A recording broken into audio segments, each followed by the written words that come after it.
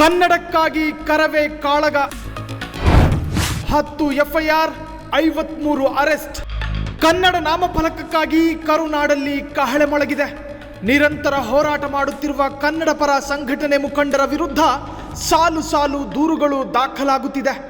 ಈಗಾಗಲೇ 10 ಮಂದಿ ವಿರುದ್ಧ ಎಫ್ಐಆರ್ ದಾಖಲಾಗಿದ್ದು 53 ಮಂದಿಯನ್ನ ಬಂಧಿಸಲಾಗಿದೆ. ಕರುನಾಡ ಮಣ್ಣಲ್ಲಿ ಕನ್ನಡಿಗರೇ ಸಾರ್ವಭೌಮ ಎಂಬ ಘೋಷಣೆಯೊಂದಿಗೆ ಪ್ರತಿ ಅಂಗಡಿಗಳ ಕನ್ನಡ ರಹಿತ ನಾಮಫಲಕದ ಆಂಗ್ಲ ಲಿಪಿಗಳನ್ನು ಛಿದ್ರ ಮಾಡಿ ರಾಜ್ಯದಲ್ಲಿ ಅಬ್ಬರಿಸುತ್ತಿರೋ ಕರವೇ ಸಂಘಟನೆ ವಿರುದ್ಧ ದೂರುಗಳು ದಾಖಲಾಗುತ್ತಿವೆ.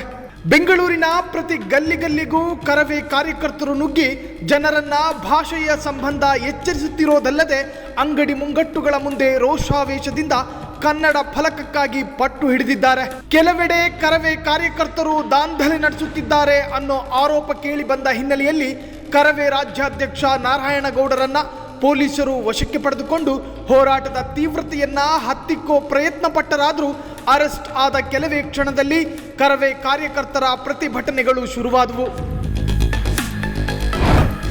ಸರ್ಕಾರದ ವಿರುದ್ಧ ಭುಗಿಲೆದ್ದ ಆಕ್ರೋಶ. ಪ್ರತಿಭಟನೆಗೆ ಅವಕಾಶ ಕೊಡದೆ ಕರವೇ ಕಾರ್ಯಕರ್ತರನ್ನ ಬಂಧನ ಮಾಡುತ್ತಿರೋ ಪೊಲೀಸ್ ಇಲಾಖೆ ವಿರುದ್ಧ ಕಿಡಿಕಾರಿದ ಕರವೇ ಅಧ್ಯಕ್ಷ ಸಿದ್ದರಾಮಯ್ಯ ಸರ್ಕಾರದ ವಿರುದ್ಧವೂ ಕೆಂಡಾಮಂಡಲರಾಗಿದ್ದಾರೆ. ಇನ್ನು ಕರವೇ ಬೆಂಬಲಕ್ಕೆ ನಿಂತಿರೋ ರಾಜ್ಯ ಬಿಜೆಪಿ ಕೂಡ ಸರ್ಕಾರದ ವಿರುದ್ಧ ಗುಡುಗಿದೆ. ಇನ್ನು 100 ಬಾರಿ ಜೈಲಿಗೆ ಕಳುಹಿಸಿದರೂ ಹೆದರಲ್ಲ. ರಾಜ್ಯದ ಎಲ್ಲ ಜಿಲ್ಲೆಗಳಲ್ಲೂ ಪ್ರವಾಸ ಮಾಡಿ ಕನ್ನಡ ಇಲ್ಲದ ನಾಮಫಲಕಗಳನ್ನು ಕಿತ್ತೊಗೆಯುತ್ತೇವೆ.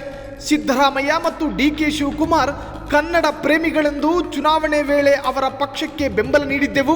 ಆದರೆ ಇದೊಂದು ಬೂಟಾಟಿಕೆ ಸರ್ಕಾರ ಎಂದು ಕರವೇ ನಾರಾಯಣಗೌಡ ಕಿಡಿಕಾರಿದ್ರು.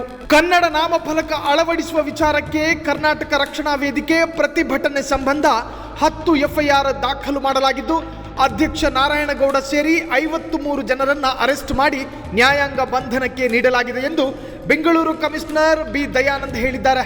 ಶಾಂತಿಯುತ ಪ್ರತಿಭಟನೆಗೆ ಅವಕಾಶ ಇದೆ, ಆದರೆ ಕಾನೂನು ಸುವ್ಯವಸ್ಥೆ ಕದಡುವಂತಹ ಕೆಲಸ ಮಾಡಬಾರದು ಎಂದು ಕಮಿಷನರ್ ಬಿ ದಯಾನಂದ್ ತಿಳಿಸಿದರು.